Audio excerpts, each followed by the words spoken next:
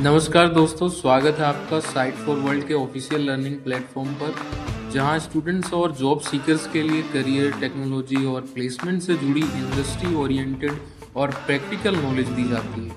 अगर आप अपनी स्किल्स को नेक्स्ट लेवल तक ले जाना चाहते हैं तो आप बिल्कुल सही जगह पर आए हो। चलिए शुरू करते हैं आज का इम्पोर्टेंट सेशन। नमस्ते दोस्तों। आज हम ए/बी टेस्टिंग के एक ऐसे सच के बारे में बात करने वाले हैं जो शायद आपके नतीजों को देखने का तरीका ही बदल दे। इसे कहते हैं विनर्स कर्स, और ये बताता है कि क्यों आपके सबसे जबरदस्त ए/बी टेस्ट रिजल्ट्स शायद आपको धोखा दे रहे हैं। तो आते हैं सीधे सवाल पर। आपके जो आइडियाज टेस्ट में जीत गए, क्या वो असल में उतने कामयाब हैं जितना आप सोच रहे हैं, या कहीं आप सिर्फ किस्मत के धोखे में तो नहीं जी रहे? इस धोखे को आखिर समझे कैसे? उससे पहले हमें ये समझना होगा कि हम सक्सेस को नापते कैसे हैं। तो चलिए मॉडल परफॉर्मेंस के कुछ बेसिक कॉन्सेप्ट्स पर फटाफट नजर डालते हैं। चलो एक एग्जाम्पल लेते हैं। मान लो एक स्पैम फिल्टर है। अब हमें कैसे पता चलेगा कि ये फिल्टर आखिर काम का है भी या नहीं? इसके लिए हमें कुछ मैट्रिक्स यानी पैमानों की जरूरत होती है। सबसे पहला और सबसे कॉमन मैट्रिक है एक्यूरेसी। इसका सिंपल सा मतलब है कि कुल मिलाकर कितने ईमेल यानी स्पैम और नॉन स्पैम दोनों को सही सही पहचाना गया। काफी सीधा साधा लगता है ना? अब आता है प्रिसिशन। इसका मतलब है कि जिन सभी ईमेल्स को हमारे फिल्टर ने स्पैम मार्क किया, उनमें से एक्चुअली कितने स्पैम थे। ये बताता है कि हमारे फिल्टर का स्पैम वाला दावा कितना भरोसेमंद है। और फिर है रिकॉल। इसका फोकस अलग है। ये कहता है कि दुनिया में जितने असली स्पैम ईमेल थे, उनमें से हमारा फिल्टर कितने पकड़ पाया। ये फिल्टर की कवरेज को नापता है। ठीक है, तो अब जब हम बेसिक समझ गए हैं, तो चलो अब पर्दा उठाते हैं उस धोखे से जिसके बारे में मैं शुरू से बात कर रहा हूं। और ये धोखा छिपा है सबसे सिंपल मैट्रिक एक्यूरेसी में। सोचो, एक नया एआई मॉडल बनाया गया है। काम क्या है? एक बहुत ही रेयर मतलब दुर्लभ और खतरनाक कीड़े को तस्वीरों में पहचानना। और सुनो, ये मॉडल 99% एक्यूरेट है। वाओ, सुनने में तो कमाल लगता है, राइट? तो क्या लगता है, क्या ये सच में एक शानदार मॉडल है? जरा सोचो, 99% एक्यूरेसी। बिल्कुल नहीं। और यही तो कैच है। अगर वो कीड़ा सिर्फ 1% फोटोज में है और हमारा मॉडल आंख बंद करके हर फोटो के लिए बोल दे नहीं इसमें कीड़ा नहीं है, तो भी तो वो 99% टाइम सही होगा। लेकिन असल में वो मॉडल बिल्कुल बेकार है। क्यों? क्योंकि उसने एक भी कीड़ा नहीं पकड़ा। ऐसी केसेस को इम्बैलेंस्ड डेटा कहते हैं, जहां एक चीज बहुत ज्यादा हो और दूसरी बहुत कम। और ऐसी सिचुएशन में एक्यूरेसी एक जाल की तरह है। यहाँ एक भी कीड़े को मिस करना यानी एक फॉल्स नेगेटिव, एक डिजास्टर हो सकता है।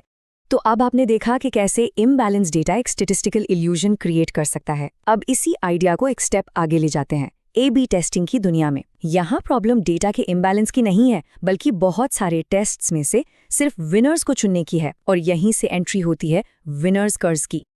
जैसा कि इस रिसर्च पेपर में साफ साफ लिखा है, ए/बी टेस्टिंग में बड़े बड़े एक्सपर्ट्स भी सिर्फ उन्हीं रिजल्ट्स पर फोकस करते हैं जो स्टैटिस्टिकली सिग्निफिकेंट होते हैं। और ऐसा करके वो अनजाने में एक बायस, एक झुकाव पैदा कर देते हैं। और इसी बायस को कहते हैं विनर्स कर्स। सिंपल भाषा में ये वो सिचुएशन है जब आपके ए/बी टेस्ट के विनिंग रिजल्ट्स असलियत से ज्यादा अच्छे दिखते हैं। और ऐसा क्यों होता है? सिर्फ इसलिए क्योंकि वो बाय चांस जीत गए और हमने उन सभी टेस्ट को इग्नोर कर दिया जो हार गए थे। इसको ऐसे समझो जैसे आप सोने की खोज कर रहे हो। आपने हजारों बर्तनों में मिट्टी छानी और तब जाकर आपको सोने का एक छोटा सा टुकड़ा मिला। अब आप आसानी से खुद को मना सकते हो कि आपको सोने की खान मिल गई है, जबकि सच्चाई ये है कि वो शायद सिर्फ एक तुक्का था। अब जरा इस ग्राफ पे ध्यान दो, ये बहुत इंपॉर्टेंट है। ये जो सीधी लाइन है ना, ये है रियलिटी, असली इम्पैक्ट।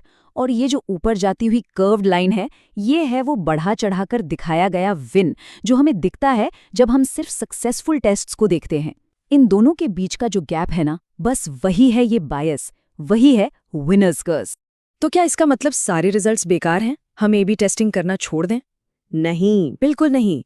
गुड न्यूज़ ये है कि इस स्टैटिस्टिकल धोखे को ठीक करने के तरीके हैं।